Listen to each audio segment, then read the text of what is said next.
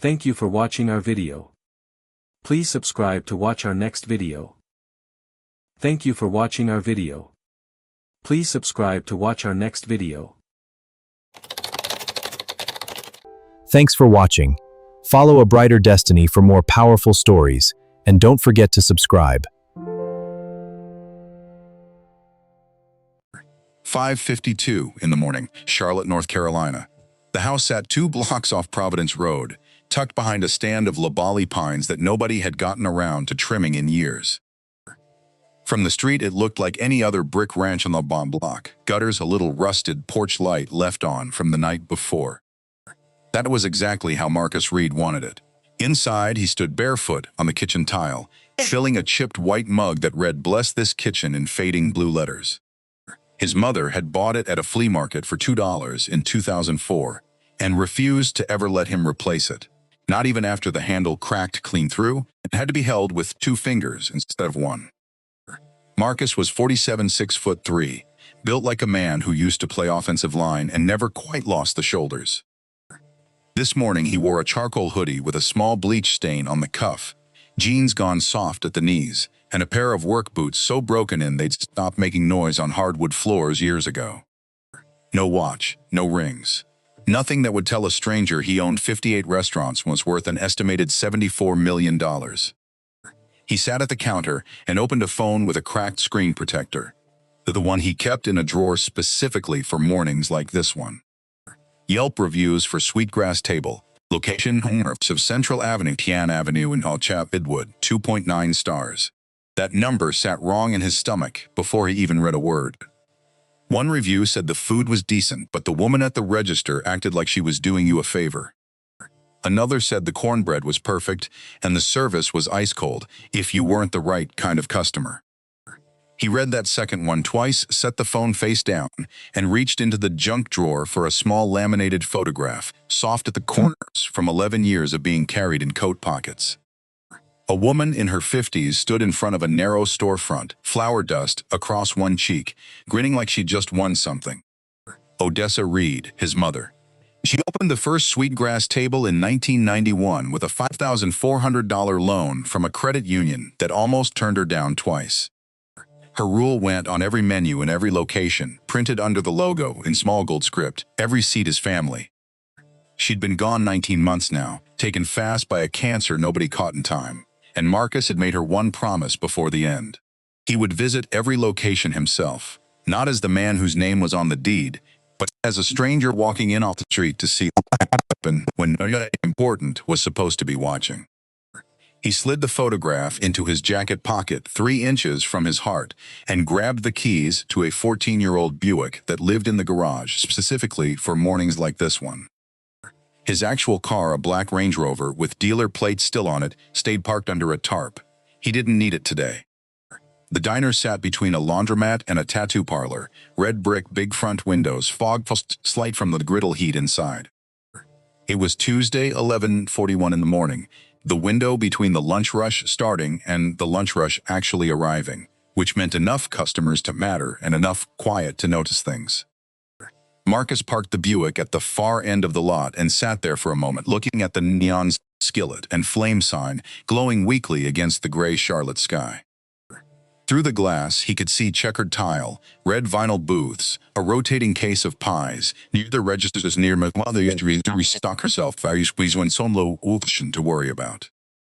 It looked right. It looked like hers. He got out, crossed the lot, and pushed through the front door, a small brass bell announcing him the way it announced every customer, rich or broke, famous or forgettable. The smell hit him first, butter on the griddle, coffee gone slightly bitter from sitting too long, maple syrup warming somewhere in the back. An elderly man read a folded newspaper in the corner booth. A young father cut a waffle and smaller pieces for a toddler who kept knocking her fork onto the floor.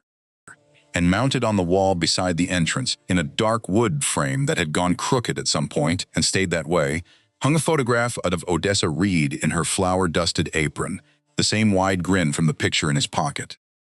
Dust sat thick along the top of the glass. Marcus looked at it for 4 full seconds, jaw tightening once, and said nothing. Behind the counter stood 2 employees. Diane Kessler, 36, cashier 14 months at this location, warm as sunshine whenever a district manager happened to walk through, colder than the walk-in freezer to anyone she'd already decided wasn't worth the effort. Beside her, Tyler Grant, 24, 4 months in, still young enough to be shaped by whoever trained him, and whoever trained him had been Diane. Neither of them had ever seen Marcus Reed's face outside of a corporate newsletter photo where he wore a navy suit and a haircut fresh from that morning. The man standing at the register in a bleach-stained hoodie and work boots didn't match anything they were looking for. Not even close. What he overheard in the next 90 seconds would follow him for the rest of the day, and honestly, for a long while after that. "Lord, would you look at that?" Diane said, not bothering to lower her voice, eyes flicking toward Marcus without actually looking at him. "Every time one of them sits down, I gotta wipe the whole table after. Twice." Tyler snorted into the coffee pot he was refilling. "Should have stayed in the parking lot, man." Marcus didn't flinch. He set his hands flat on the counter and waited, the way a man waits when he's already decided the outcome doesn't depend on his reaction. 10 seconds passed, 20. The fluorescent light over the register buzzed at a frequentlet just below annoying, and a single fly circled the uncapped sugar dispenser like it had all day too. The bell chimed behind him. A white man in a golf polo walked in, mid-40s, sunglasses pushed up into thinning hair. Tyler straightened like someone had plugged him into an outlet. "Hey there, welcome in. Table or you grabbing to go?" "Just coffee, thanks. Coming right up. We got fresh cobbler too, just came out." The man laughed. "You're not making this easy. That's the job, brother." Marcus watched all of it from 3 feet away, still standing, still invisible. The warmth in Tyler's voice belonged to a completely different person than the one who'd been laughing about the parking lot a minute earlier. He reached into his back pocket for a small spiral notebook that looked like a grocery list and, in a way, functioned like one. He uncapped a pen and wrote 2 words, "No greeting." He scanned the dining room while he waited. The condiment caddy had a ketchup bottle, so smudged with fingerprints you could barely read the label. A crusted mustard cap sat untouched, probably for days. Booth 4 had a tear in the vinyl patched over with gray duct tape, and nobody had cleared the crumbs from the last customer who sat there. He wrote it all down. He didn't write down the photograph by the door. That one, he decided, was staying in his chest a while longer. Diane finally turned around, looking at Marcus the way a person looks at gum stuck to the bottom of their shoe. "You still need something?" "Yes, ma'am. I'd like to order, please." She didn't reach for a pad or the register. She just crossed her arms and shifted her weight onto one hip. "What?" Not a question. A wall with a period at the end of it. "I'll have the Odessa special, please." She let out a short laugh through her nose, glancing at Tyler. "The Odessa special. Fried chicken, greens, cornbread, the whole plate. You sure about that, On? Kitchen's kind of backed up right now. We got a value menu if you're in a hurry." Behind her, through the pass window, Marcus could see 2 full plates sitting under the heat lamp, ready to go, and a cook wiping down a spot on the counter that was already clean. The kitchen wasn't backed up. She simply didn't want to serve him the full plate. "I'll wait. No rush at all." She rang it up slower than the machine required. 14.50. Marcus knew the menu the way he knew his own signature. The Odessa special ran $11.95, tax included, and had for the past 3 years. He said nothing. "Not yet," and slid a 20 across the counter. Diane took it pinched between 2 fingers, like she was handling something she didn't want touching her skin, then dropped his change onto the counter instead of into his open palm. A quarter rolled off it and hit the tile. She didn't glance down. "Have a seat, we'll call your number." Marcus crouched, picked the quarter off the floor, and slid into the booth closest to the register. Notebook open, pen ready, close enough to hear everything. 11 minutes later, a family of 4 walked in. Mother, father, a boy around 6, a girl who looked closer to 4. Tyler practically jogged to greet them, pulled the big glass cookie jar out from under the counter, and handed each kid a fresh baked chocolate chip cookie without being asked. Company policy, every child gets one, no exceptions, straight out of the employee handbook his mother had written by hand 34 years earlier. Warm, easy, exactly the way it was supposed to work. 4 minutes after that, a black woman walked in, holding the hand of a boy who couldn't have been older than 7. A dinosaur backpack slung over one shoulder, his eyes wide taking in the whole diner. like it was the most interesting place he'd been all week. Tyler didn't move. He kept wiping the same spot on the counter he'd already wiped for the golf polo customer twice. The woman ordered 2 sandwiches, paid cash, and sat down with her son near the window. The boy watched the other kids finish their cookies, then tugged his mother's sleeve. "Mama, can I get one too?" She looked over at the counter. "Excuse me, do the kids get a free cookie?" "I saw the others got some." Tyler glanced toward the jar, still half full, a dozen visible right through the glass. "Oh, sorry, those were actually the last ones." He didn't blink. He didn't hesitate. He lied straight to her face with the jar sitting in plain view behind him. The woman looked at the jar, could clearly count the cookies, and said nothing else. She pressed her lips together, took her son's hand, and went back to her table. The boy glanced at the jar one more time, then put his face down into his folded arms on the table. His backpack slid off his shoulder and hung there, forgotten. Marcus's pen stopped moving completely. He sat with that image. Some state op some JJ. Learning sight in player bond notebook tightened until his knuckles paled. He kept his seat. 20 minutes after that, a white woman in her 60s approached with a coupon, buy one get one, printed off last month's flyer. Marcus recognized it instantly expired 6 days ago, date stamped, clear as day in the corner. Diane took one look and smiled warm as toast. "No problem at all, sugar, let me get that applied for you." The woman thanked her and left happy, Diane even waving her out the door. Not 2 minutes later, a black man in dusty work boots and a reflective face stepped up holding the exact same flyer, except his was 3 weeks from expiring. Perfectly good. Diane held it up to the light like she was checking a counterfeit 20. This isn't scanning. "It's the same coupon off the website. I printed it this morning. Sir, I can't override the system. If it doesn't scan, it doesn't scan. I just watched you take one from the lady before me. That was a different promotion. Flat, final, done. You want to order or not? Lines building up back there." There was no line. The space behind him stretched empty all the way to the door. He looked down at the coupon, folded it carefully along its original creases, put it back in his shirt pocket, and paid full price without another word.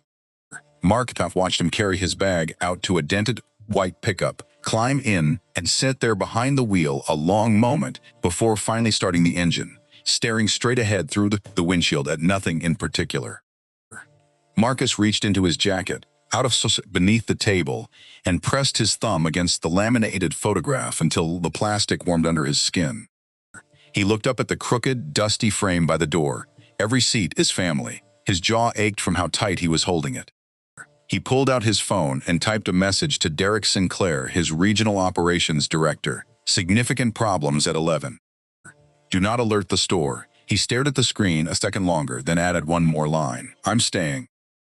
Sent. Phone face down. "Could I get a coffee, please?" he asked, raising a hand. Diane poured it without eye contact and set it down hard enough to splosh over the rim across his knuckles. No lid, no napkin, no apology, just a turn back toward her phone. Marcus wiped his hand with the back of his sleeve and kept his seat. The lunch rush came and thinned out the way tides do, and by 1:17 the dining room had mostly emptied. Napkins sat crumpled on abandoned tables, ketchup drying in thin streaks nobody had wiped down. Marcus stayed in his booth, same cold coffee in front of him, same open notebook. And because the dining room had gone quiet, Diane and Tyler stopped bothering to lower their voices. "I am so sick of this neighborhood, Tyler. So sick of it." Tyler glanced up from his phone. "What now? 5 years ago this place was nice. Normal people came in, sat down, tipped, left. Now it's a whole different crowd rolling through here like they own it." She didn't say who she meant. She never had to. Yeah, it's changed. Changed is a polite word for it. "I call it ruined. They never tip. They let their kids run out. They leave the table looking like a landfill. And then they've got the nerve to complain about the service." Marcus's pen had gone still on the page. His coffee sat untouched. He kept his eyes down and let the words come to him. "And they always want something for free," Diane went on, louder now, more relaxed than she had any right to be. "A coupon, a discount, an extra refill." The plate sizzled for them. It was, Buzz thought. That's exactly who his mother built it for. Then the conversation shifted, and what came next was the part that made his blood run genuinely cold. Diane leaned in, dropping her voice just slightly, just enough that she believed she was being careful. You know what I started doing about 4 months back? Every time one of them orders the ones who obviously don't belong. In here, I tack on a little extra. Table maintenance fee, $1.25, sometimes $2. Small enough nobody questions it. Tyler's eyebrows went up. Wait, you're just adding fake charges. It's not fake, it prints right there on the receipt, looks official as anything. Corporate doesn't check line items, they just watch the total revenue go up, and they're happy. And even if somebody did notice, what are they going to do about it? Half of them don't even look at their receipts. Tyler was quiet for a second, then grinned. How much you pulled off that so far? Since I started. Somewhere north of $6,000. Adds up fast, doing it a dozen times a shift. I started doing it too last couple months, Tyler admitted, rubbing the back of his neck. I know. Taught you well. You're probably sitting around 1,800 by now. Easy money, Tyler said. They're never gonna know. Marcus's coffee cup had frozen halfway to his mouth. He set it down without drinking, his hand steadier than it had any business being, given what was moving through his chest. He had just heard two of his own employees confess in plain language to stealing systematically from customers based on the color of their skin in a restaurant that carried his mother's rule on every single menu, under a photograph of her face hanging 11 feet away. And they were laughing about it like it was nothing at all. He breathed in slow through his nose, held it, let it go through his mouth. Hey you, Diane's eyes had landed on him. You've been sitting there over an hour. You done, or what? Still finishing my coffee. She walked out from behind the counter and stood over his booth, hands on her hips, looking down at him like something tracked in on someone's shoe. This isn't a shelter. You eat, you pay, you go. We need this table for real customers. Marcus glanced around the empty dining room. 6 booths sat open, 3 still uncleared from the lunch rush. Which table would that be exactly? Her jaw tensed. Don't get smart with me. Come on, man. Tyler called from behind the register. Other people are waiting. Nobody was waiting. The door hadn't opened in 19 minutes. Marcus let a long pass before he asked evenly, has corporate ever actually come through this location? Diane nearly choked on her own laugh. Corporate? Please, they don't waste time on a place like this. Nobody's watching. Nobody cares. Marcus nodded slowly. I see. He let her walk away, then looked down at his own receipt for the first time. Line 4, small gray type. Table maintenance fee, $75. He flipped through the menu, checked every page of fine print. No such charge existed anywhere in the system. He photographed the receipt, close and sharp, then remembered the illegal code left over an hour ago. Their table still uncleared. Same line, same charge. He photographed that one too. He had all 3 things now, a first-hand witness to the discrimination itself, a confession heard in the employee's own words, and hard documentary proof sitting in his phone. He'd barely set the phone down when the bell chimed one more time, and what walked through that door next was the moment that finally broke something loose in him. A young black woman came in, early 20s, a canvas tote overloaded with anatomy textbooks, a nursing program lanyard around her neck, pen ink staining 2 of her fingers. Her jacket looked too thin for the wind outside. She stood at the counter studying the menu board a long time, lips moving silently as she added numbers in her head, then reached into her coat pocket and spread a small pile of crumpled bills and loose change across the counter, counting it twice. She was short by $1.35. Excuse me, she said quietly, could I get the soup and half a sandwich? I'm a little short, but I could. If you can't pay, you can't eat, Diane cut in. This isn't a soup kitchen. The young woman's face folded in on itself. She started gathering the coins with shaking fingers, and a heavy textbook slid out of her bag and hit the floor, pages fanning open across the tile. Tyler watched from behind the register, arms crossed, and didn't move to help. He didn't even look uncomfortable. He just kept wiping that same clean spot on the counter like her whole existence was background noise. Marcus stood. The chair scraped hard against the tile, loud enough to cut the silence like a blade. He walked to the counter, laid a 20 flat beside her scattered coins and said, her meal's on me. Give her whatever she wants. He paused, and the cookie she should have been offered the moment she walked through that door.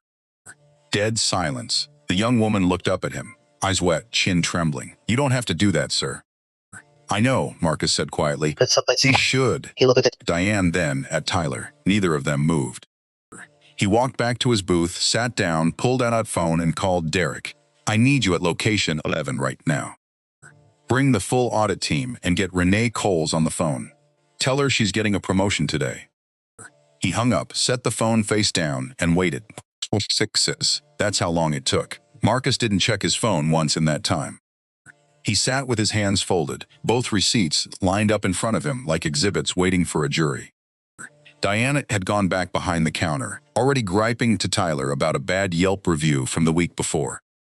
Neither of them noticed the black SUV pulling into the lot, or the 4 people who stepped out of it. The bell chimed. Derek Sinclair walked in first, gray suit, leather portfolio under one arm, followed by 2 compliance officers carrying tablets, and then Renee Coles, 33. Current shift lead at Location 6, 2-time Manager of the Year. She knew every regular's order and every kid's favorite cookie flavor by heart. Diane's customer service smile flicked on automatically. Welcome to Sweetgrass. How can Derek walked straight past her, all the way across the dining room to Marcus's booth. Mr. Reed, I got here as fast as I could. What do you need? The name landed in that room like a dropped plate. Reed. Diane's hand froze on the register. Her mouth opened and nothing came out. Tyler's phone slipped off the counter and clattered against the tile, his eyes jumping from Derek to Marcus, from Marcus to the crooked photograph on the wall, and back again. Odessa Reed, same flour-dusted apron, same wide grin. Marcus stood, slow and unhurried, pulled the ball cap off his head and set it on the table. My name is Marcus Reed. I'm the founder's son. I'm the CEO of Sweetgrass Table. I own this building and every one of the 58 others just like it. And I've been sitting in this booth for the last 2 hours and in 11 minutes wanting to show me every single thing that happens in this restaurant. Nobody moved. The coffee machine gurgled somewhere behind the counter. A car passed outside on Central Avenue. Even the fluorescent light seemed to hum louder in the silence. Diane's face had gone white, not pale, actually white. Blood drained clean out of her cheeks. Her knuckles matched the register beneath her hands. At 11:41 this morning, I walked through that front door. Marcus went on, voice level and quiet, which somehow made it worse. Neither of you greeted me. One of you talked about wiping down the table after people like me sit at it. I ordered a meal named for my mother and you charged me $3 over menu price with a fee nowhere in this company's system. I watched you deny a valid coupon to a black man while honoring an expired one from a white woman 2 minutes earlier. I watched you lie about a cookie jar sitting half full in plain sight to a 7-year-old boy.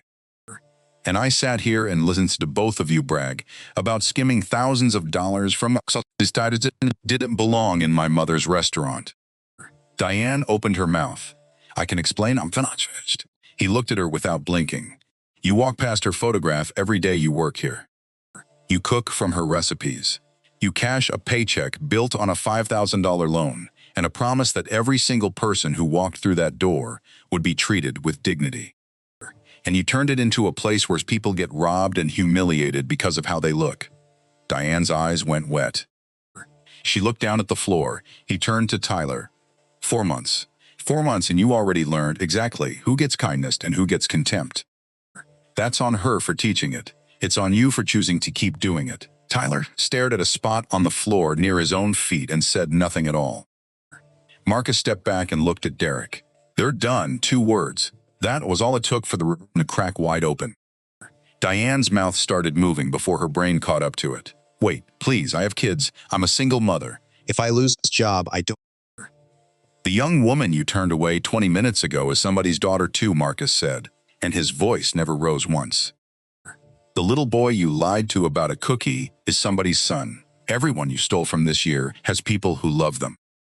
You don't get to use your own kids as a shield after what you did to theirs. Derek opened his portfolio and pulled out a tablet already loaded with 11 transcript logs. Every timestamp, every manual override, all cross-referenced and traceable. The data says otherwise, he said quietly, sliding it toward her. Diane's eyes scanned the screen, her breathing gone shallow and fast. It wasn't about, I was just what? Marcus asked. She had no end to that sentence. 2 termination letters came out of Derek's portfolio next, Sweetgrass Table letterhead at the top, a blank line at the bottom. Diane signed with a hand shaking too hard to read her own name back. Tyler signed without lifting his eyes off the floor. Full, audit going 11 months, Marcus told Derek. Every transaction cross-referenced against every fraudulent charge. Every customer who paid that fee gets a refund, a written apology from corporate, and a $50 gift card. No exceptions. And file a report with the Charlotte-Mecklenburg Police Department. This isn't a policy violation. It's theft, and it was targeted by race. I want that documented. Derek nodded once. I'll have it filed by end of day. Ann was walked to the door by one of the compliance officers and didn't look back. Tyler followed a few steps behind, hands shoved in his pockets, shoulders folded in on himself. The bell chimed above the door as they left. The same bell that had chimed for Marcus 2 hours and 37 minutes earlier. Marcus turned to Renee, who'd stood silent near the entrance through the entire thing, watching. This location needs a manager who remembers why we opened these doors in the first place. Someone who never forgets that every person who walks through deserves to be treated like they matter. He paused. That's you. Renee's eyes glistened, but she held them steady. I won't let you down, Mr. Reed. I know you won't. He glanced at the crooked photograph on the wall, still dusty. First thing tomorrow, clean that frame, straighten it out. Put fresh flowers under it if you want. She deserves better than what this building's been giving her. Yes, sir. First thing. What happened at location 11 didn't stay at location 11, and honestly, it was never going to. Within 72 hours, Derek had a 6-person audit team pulling records from every register in the company, starting with 11 and working outward. It took a little over 2 weeks to finish, and what they found was worse than anyone in that boardroom expected. Diane Kessler had added a fraudulent fee to somewhere north of 3,600 transactions across 14 months, $6,340.25 skimmed in total. Tyler Grant, in his 4 months, had added another $1,776.25. Combined $8,116 almost exclusively from Black and Latino customers. White customers were never charged the fee, not once in 14 months of records. On shifts when Diane and Tyler weren't working the register, the fraudulent charges vanished completely. A pattern too clean and too consistent to be anything but deliberate. Marcus sat through the full presentation in the corporate boardroom off South Tryon Street, staring at the spreadsheet a long moment before he spoke. This is a failure of oversight, and I include myself in that. I should have caught this sooner. We all should have. He didn't push blame down the chain. He owned it, and then he moved. The Charlotte-Mecklenburg Police Department opened a formal fraud investigation within three days of the direct report, pulling security footage and interviewing 8 former who confirmed being charged fees they didn't recognize and had simply never questioned. Was charged with 14 phone count misdemeanor theft and 5 counts of fraud. Her attorney floated a quiet plea deal, a fine and some community service, and the district turned it down flat, citing the clear racial pattern in the charging data. Every single victim was a person of color. That wasn't carelessness. That was a system, and the case got referred up for a civil rights review. Diane stood before a judge at the Mecklenburg County Courthouse 6 weeks later in a wrinkled blazer, clutching a balled-up tissue. Her lawyer argued financial hardship and a clean record.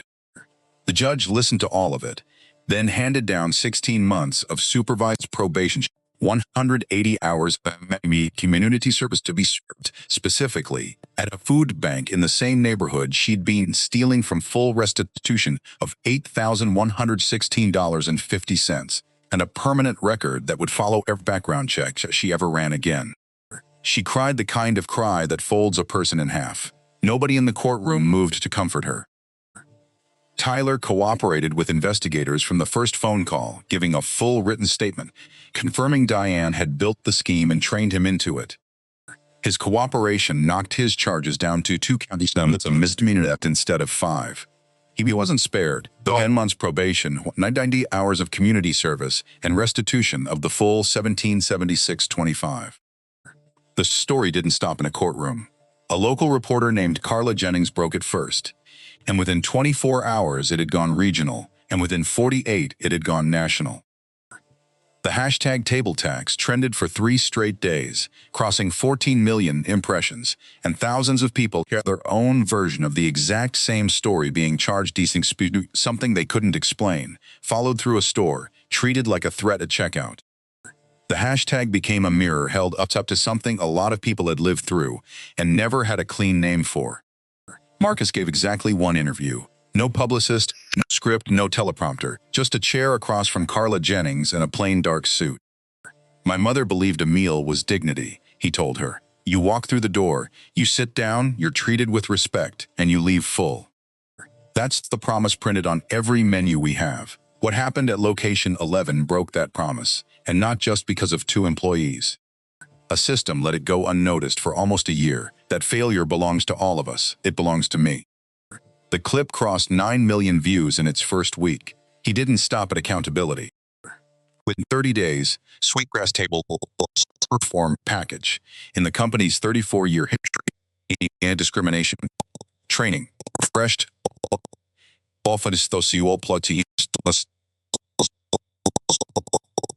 local managers entirely and new software like any manual charge sending it to corporate before the receipt even printed. At the center of it sat a new program called Odessa's Promise. Any customer who experiences a written apology and an immediate corporate investigation printed right on the menu, posted on every wall, listed on the company website. Marcus spent the next 90 days visiting all 58 locations in person, this time in a suit with his name stitched over the pocket, no disguise, no hoodie. He sat with every manager and every cashier, and exactly what happened at 11. He told them about his mother and about what the restaurant was supposed to stand for. Nobody looked away while he talked. 6 months later, location 11 felt like a different building entirely. Same checkered floor, same red booths.